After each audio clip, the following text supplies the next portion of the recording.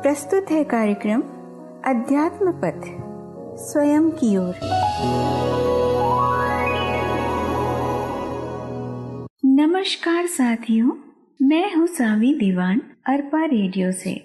अध्यात्म पथ स्वयं की ओर इस कार्यक्रम की अगली कड़ी में मैं आप सबका हार्दिक अभिनंदन करती हूँ।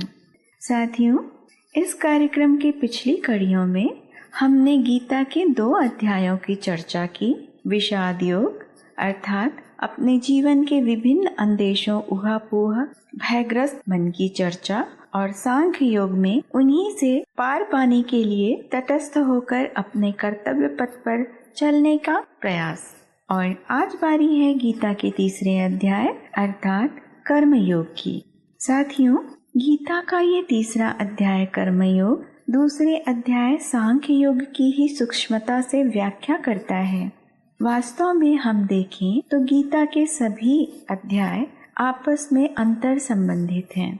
जैसे कि पहले अध्याय जीवन के व्यर्थ के विषादों की व्याख्या करता है, तो दूसरा अध्याय तटस्थ होकर उन्हीं विषादों से पार पाने का उपाय प्रस्तुत करता है। और अब 3 अध्याय पर आकर हम ठहर जाते हैं कि तटस्थ होकर कार्य करना कैसे चाहिए।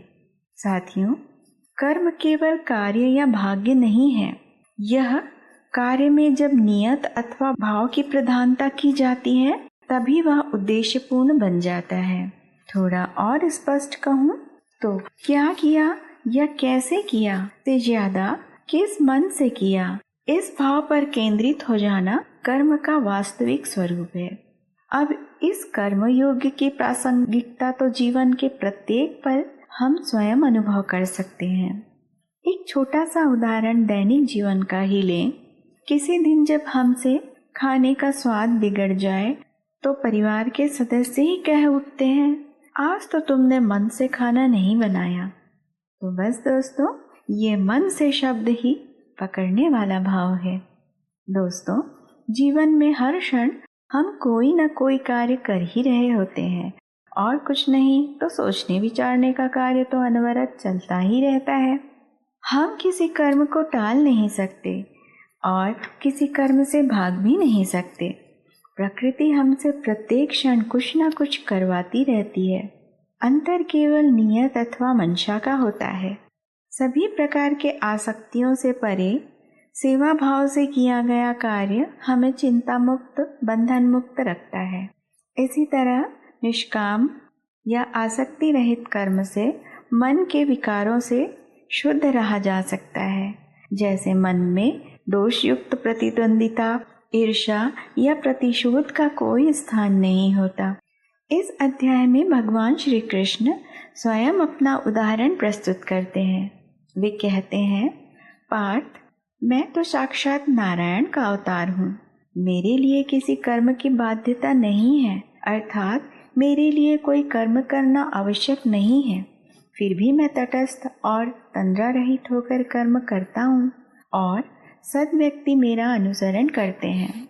तो साथियों, बस यही एक सार बात है कि अगर हम तरह तरह के प्रपंचों में लिप्त होकर कर्म करते हैं तो हम अपने जीवन को कष्टयुक्त कर लेते हैं, और अगर हम थोड़ा सा भी ज्ञान युक्त होकर तटस्थ भाव से कर्म करते हैं तो हम अपने जीवन को कष्ट मुक्त कर लेते हैं। और उन व्यक्तियों का क्या ही कहें जो कोई कर्म ही नहीं करते या करना ही नहीं चाहते। साथियों, प्रायः हम सभी के मन में आता है, फला काम कर ही लेते तो कम से कम पछतावा तो नहीं होता कि हमने करने का प्रयास ही नहीं किया या करके नहीं देखा। तो दोस्तों, सकारात्मक सोच और सकारात्मक दिशा में किया गया कार्य सफल या असफल हो तब भी हमारे हाथ कभी रिक्त नहीं होते। सफल होने पर हमें सुखद परिणाम प्राप्त होता है, और यदि असफल हुए तो हमें बहुमूल्य अनुभव प्राप्त होते हैं, और साथ ही भविष्य में श्रेष्ठ करने की प्रेरणा भी मिलती है।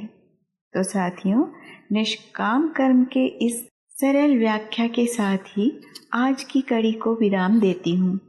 शीघ्र ही अगली कड़ी में आपसे फिर भेंट होगी, तो सुनते रहिए आत्मपथ स्वयं की ओर और बने रहिए आपके अपने अर्पा रेडियो पर। जय श्री कृष्ण। बिलासपुर छत्तीसगढ़ का रेडियो अर्पा।